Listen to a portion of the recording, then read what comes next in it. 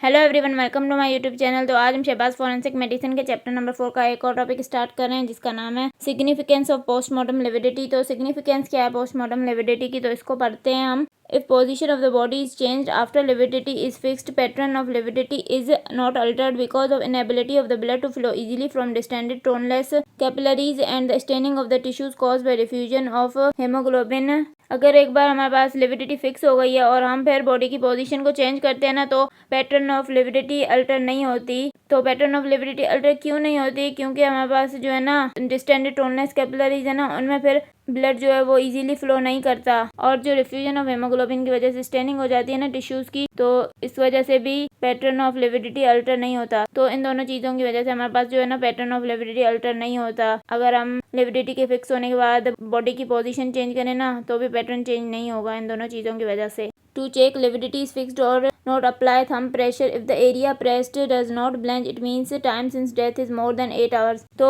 Lividity fix हुई है या नहीं उसको चेक करने के लिए हम क्या करते हैं, थंब से प्रेशर अप्लाई करते हैं। अगर जो हमने एरिया प्रेस किया ना थंब से वो ब्लैंच नहीं होता, तो इसका मतलब क्या है कि टाइम सिंस डेथ जो है ना वो 8 घंटे से ज़्यादा है। और अगर हमने प्रेस किया और वो एरिया ब्लैंच हो गया, तो मतलब कि टाइम सिंस डेथ 8 घंटे से कम है। मतलब कि ब्लैंच का मतलब क्या है कि अगर हम प्रेस करें और वो जगह वाइट हो जाए ना, तो उसको हम ब्लैंच बोलते हैं। तो इस तरह हम लिविडिटी चेक करते हैं। Note, slight hypostasis can occur from a prolonged illness in which terminal circulatory failure permits some antemortem pooling of blood at back of body as in case of uremia, cholera and asphyxia। तो हमारे पास एक note दिया हुआ है, इसमें क्या है कि स्लाइट हाइपोस्टेसिस अपेयर होती है अगर किसी को प्रोलॉन्ग्ड इलनेस है, और उसमें क्या होता है कि टर्मिनल सर्कुलेटरी फेलियर की वजह से क्या होता है कि कुछ एंटीमॉर्टम पूलिंग हो जाती है ब्लड की बैक ऑफ बॉडी पे, जैसे कि हमारे पास इन केस ऑफ यूरीमिया में ये होता है, कॉलरा में और एस्फाइक्सिया में होता है ये।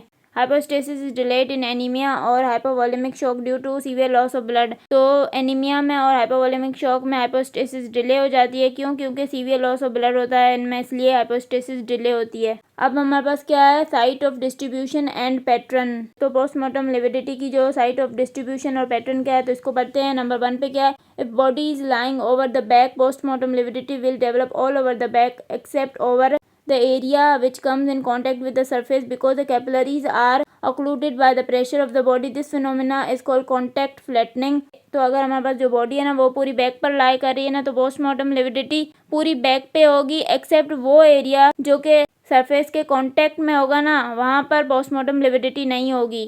वहाँ पर क्यों नहीं होगी? क्योंकि जो कैपिलरीज है ना वो ऑक्लूड हो जाती हैं प्रेशर ऑफ द बॉडी की वजह से, और इस फिनोमेना को हम क्या बोलते हैं, कॉन्टैक्ट फ्लैटनिंग बोलते हैं। तो जो कॉन्टैक्ट वाला एरिया है ना सरफेस के साथ, वहाँ पर पोस्टमार्टम लिविडिटी नहीं होती, बाकी पूरी बैक पे होगी। नंबर 2 पे क्या है, when body is in tight wrapping और lying on uneven surface, postmortem lividity occurs in bands stripes called vibices which may give false appearance of bruises. अगर बॉडी को है ना टाइटली रैप किया हुआ है या फिर बॉडी जो है ना वो अनइवन सरफेस पे लाई कर रही है, तो इन केसेस में क्या होगा कि पोस्टमार्टम लिविडिटी जो है ना वो बैंड्स में या स्ट्रिप्स में होगी, जिसको हम वेबाइसिस बोलते हैं। तो ये हमें फॉल्स अपीयरेंस देती है ब्रूजेस की। मतलब इस तरह पोस्टमार्टम लिविडिटी होगी ना स्ट्रिप्स और बैंड्स में, तो ये हमें फॉल्स अपीयरेंस देगी ब्रूजेस की। नंबर 3 पे क्या, in case of hanging postmortem lividity is seen over the dependent parts such as lower limbs, lower parts of the forearm, hands and external genitalia. Hanging के case में क्या होता है कि पोस्टमार्टम लिविडिटी हमें कहाँ पे नजर आती है, जो डिपेंडेंट पार्ट्स होते हैं ना, जैसे कि lower limbs, lower parts of forearm, hands और एक्सटर्नल जेनिटेलिया। तो पोस्टमार्टम लिविडिटी हमें इन जगहों पे नजर आती है। नंबर 4 पे क्या, in cases of drowning in moving water the postmortem lividity may not develop. तो अगर हम मूविंग वाटर में ड्राउनिंग के जो केसेस होते हैं ना उनमें देखें तो पोस्टमार्टम लिविडिटी उनमें डेवलप नहीं होती है। तो ड्राउनिंग के केसेस में क्यों नहीं हो रही है? क्योंकि बॉडी जो है वो मूव कर रही है मूविंग वाटर में, तो पोस्टमार्टम लिविडिटी नहीं हो रही है। एक जगह पे अगर बॉडी होती है ना तभी पोस्टमार्टम लिविडिटी होती है। नंबर 5 पे क्या, in drowning in still water postmortem lividity develops over the head and upper parts of the body as body floats face downwards. तो अगर ड्राउनिंग का केस स्टिल वाटर में, मतलब पानी एक जगह पे रुका हुआ है, तो वहाँ पर पोस्टमार्टम लिविडिटी डेवलप होती है हेड पे और अपर पार्ट्स ऑफ द बॉडी पे, क्योंकि बॉडी जो है ना वो फ्लोट कर रही होती है, फेस डाउनवर्ड होता है।